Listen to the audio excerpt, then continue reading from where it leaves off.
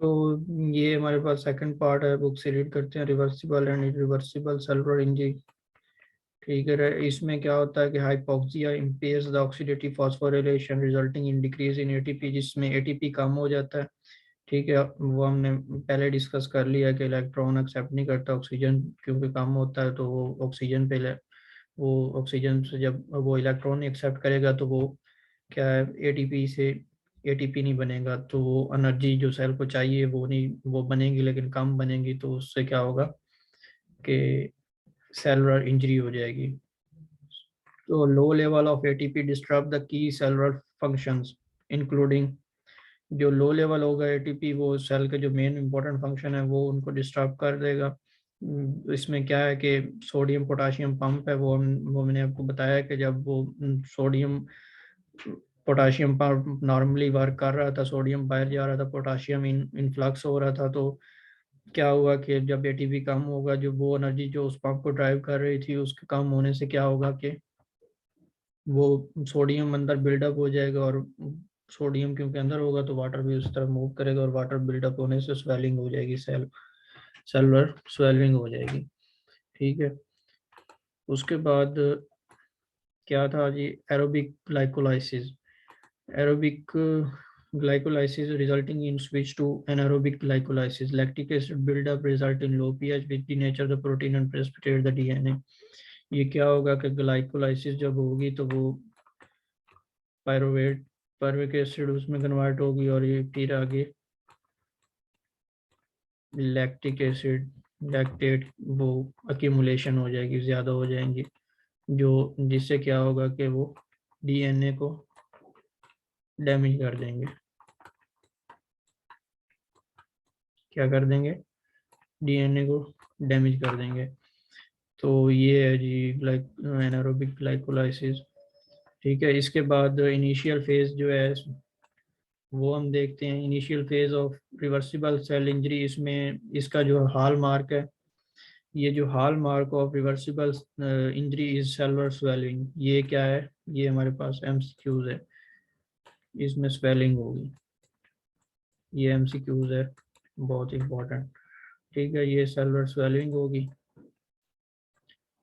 इसके बाद हमने किया था cytosolic swelling result in the loss of microvilli. जो माइक्रोविलाई होंगी ऊपर वो उनकी वो लॉस हो जाएंगी, और सेल मेम्ब्रेन की बबलिंग हो जाएगी, यानी सेल एक इस तरह था और वो पिचक गया इस तरह, उसकी बबलिंग हो गई। ठीक है, इसे कहते हैं सेल मेम्ब्रेन बबलिंग।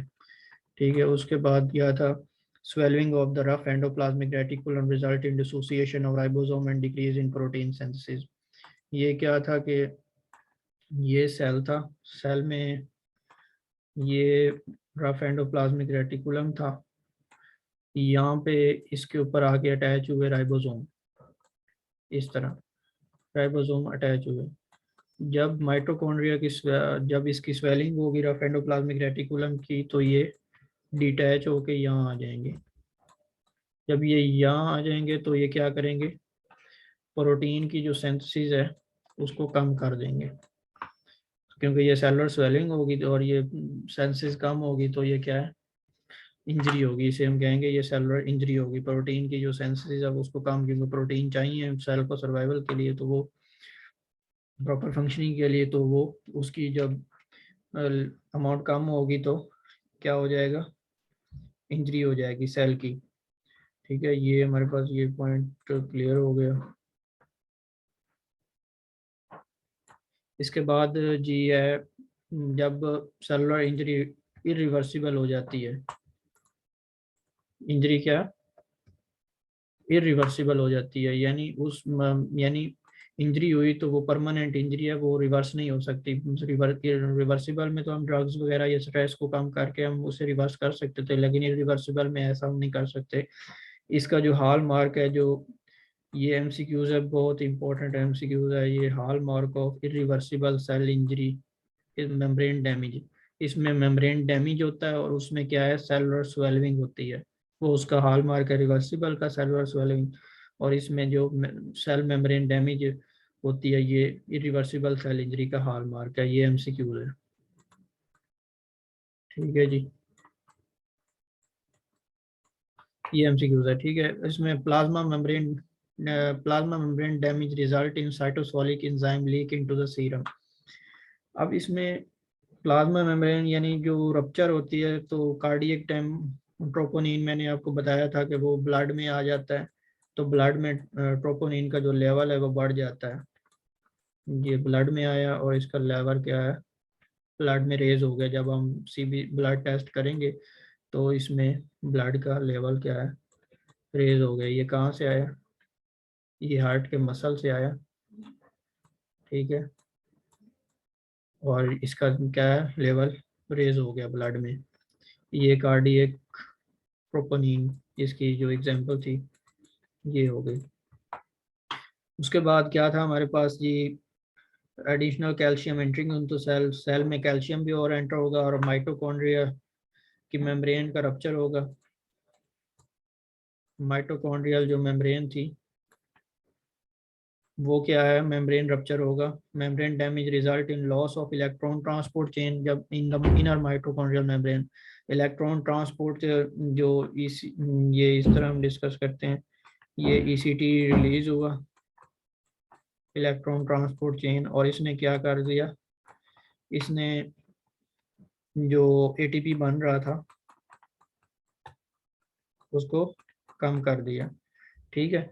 ये इस तरह ये हो गया। और इसके बाद cytochrome C leaking into the cytosol, cytochrome C जो है वो, साइटोक्रोम सी ये लीक आउट होगा साइटोसोल से, और ये कैस्पेसिस होती हैं इस तरह, उनको एक्टिवेट करेगा और वो एक्टिवेट होकर सेल की एपोप्टोसिस करवा देंगी, सेल डेथ करवा देंगी,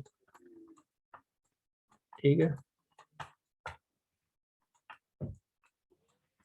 ठीक है, सेल की एपोप्टोसिस हो जाएगी इस तरह, ये लीक आउट हो गए क्या करवा देंगी,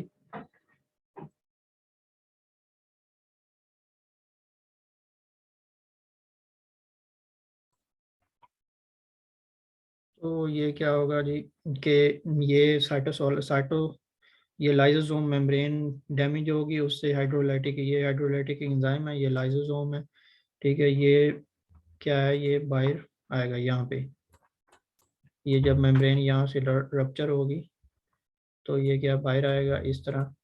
और इसको जो कैल्शियम सेल के अंदर मौजूद होगा, जो इटसेल्फ कैल्शियम इसका अंदर मौजूद है, वो इसको क्या है, इसके ऊपर एक्ट करके इसे एक्टिवेट करवा देगा, और ये एक्टिवेट होके सेल की क्या है, डेथ करवा देगी। ये देखें जी, hydrolytic enzyme leaking into the cytosol, cytosol में आएगा, और उसके बाद which in turn are activated by intercellular calcium, ये इंटरसेलुलर कैल्शियम इस पे एक्टिवेट करेगा और इस पे एक्ट करेगा और इसे एक्टिवेट कर देगा। End result of irreversible increase cell death, और ये सेल की डेथ हो जाएगी, ठीक है जी।